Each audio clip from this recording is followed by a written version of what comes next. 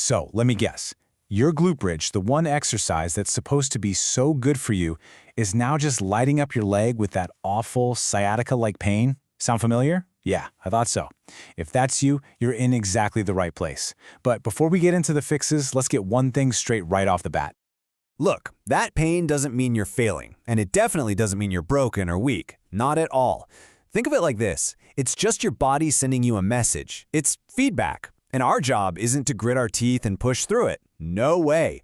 Our job is to actually listen to that feedback and figure out what on earth it's trying to tell us. And that's exactly what we're going to do right now. We are going to take that feedback, we're going to decode it, and we're going to turn it into a real practical training plan that you can start using, well, today. All right, so let's get into it. First things first, we have to understand why this is happening. I mean, how can a fantastic exercise like the glute bridge suddenly go so wrong? Well, it almost always comes down to one of three sneaky, hidden culprits. The absolute first step is learning to tell the difference between good pain and bad pain. On one side, you've got that satisfying muscle burn. You know the feeling. It's that predictable ache right in the glutes. That's what we're after. But on the other side, you've got nerve pain, and that is a totally different animal. It travels, it tingles, it zaps you. This is the kind of signal we absolutely cannot ignore. So what's actually pulling the trigger on that nerve pain? Well, the first two on this list are basically partners in crime. It's all about overarching the low back, turning your glute bridge into this weird contest to see how high you can push your hips by arching.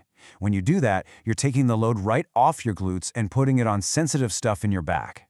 The third trigger? It's just a classic mismatch. You're asking your body to do too much, too soon, way more than your nerves are ready to handle right now. Okay, so how do you know if today is even a good day to do bridges in the first place? Well, I'm going to give you a super simple 60-second safety check. This is your daily go or no-go test. This is all about you making a smart decision before you even hit the mat. Before you do a single rep, I want you to run through this checklist, and please be totally honest with yourself. First, how are my symptoms feeling right now compared to my usual baseline? Are they the same, maybe even a little better? Second, has that pain started creeping any further down my leg? Third, is there any new weird stuff happening, like weakness or numbness? And finally, the big one. Can you promise yourself you will stop at the very first warning sign? No ego, just honesty. So what happens if you answer no to any of those? Does that mean you just skip the workout and call it a day? Not at all. It just means today is not a push it day. It's a be smart day. We just need to take a different approach. And that brings us right to the main event. Let's actually build a better, safer, smarter glute bridge, starting from the moment you set up all the way through to the very last rep. Now check this out. These are the classic setup mistakes that get people into trouble before they even start moving. Seriously. Having your feet too far from your body cranks up the tension on your hamstrings. Flaring your ribs up to the ceiling and tensing your neck just creates tension everywhere. And using too much elevation can force you into a range of motion that your body is just not ready for. Okay, let's build the perfect rep together. It starts with getting your feet grounded. I call it a tripod foot. That means your big toe, your pinky toe, and your heel are all pressing firmly into the floor. Now, here's the magic trick. You start the lift with a gentle pelvic tuck, not by snapping your low back up. But honestly, the most important part is the way down. I want a slow, controlled 3-second descent. That's where real strength and stability are made. And to manage this in real time, in the middle of a set, just use this simple traffic light system. Green light means you're feeling good, just that local muscle burn. You can proceed. Yellow light means, symptoms are creeping up a little, or maybe your form is getting sloppy. That's your cue to modify, shorten the range, do fewer reps. And red light means sharp pain or symptoms spreading down your leg. That's a non-negotiable, full stop. You know, this isn't just about surviving one workout. This is about building a long-term strategy for making smart progress. I want you to think of it like climbing a ladder. You're building resilience, one rung at a time, so you can avoid those frustrating setbacks. And this right here, this is that ladder. We all start at level 1 with simple glute squeezes. And you only earn the right to move up to level 2 when you can handle level 1 without any flare-ups the next day. You have to earn each and every step. See that single leg bridge way up there at level 5? That's a privilege you earn with weeks of consistent, pain-free work. It's not a right.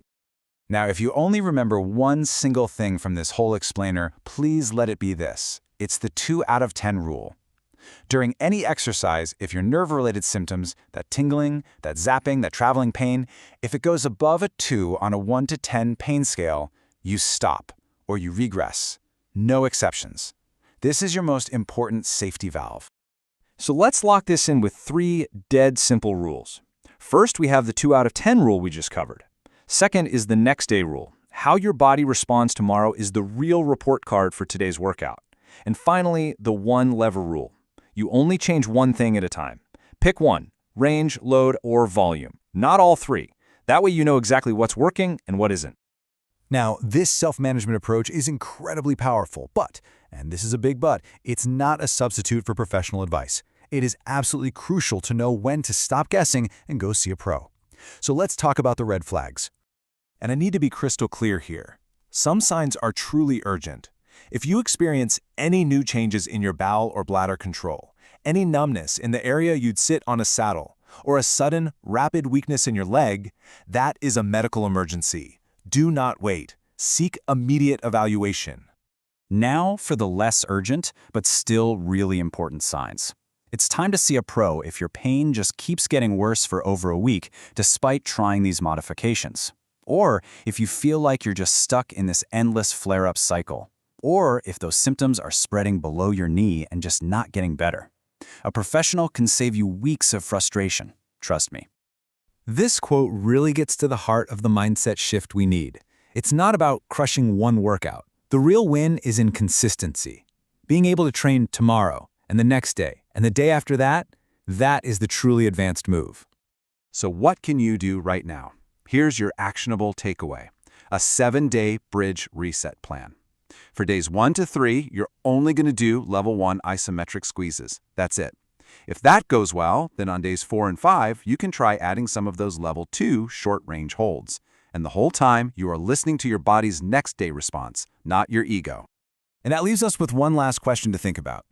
What is your actual goal here? Are you chasing hero reps in a single workout just to feel tough today? Or are you building lasting progress that will keep you strong for years to come? The choice, ultimately, is yours.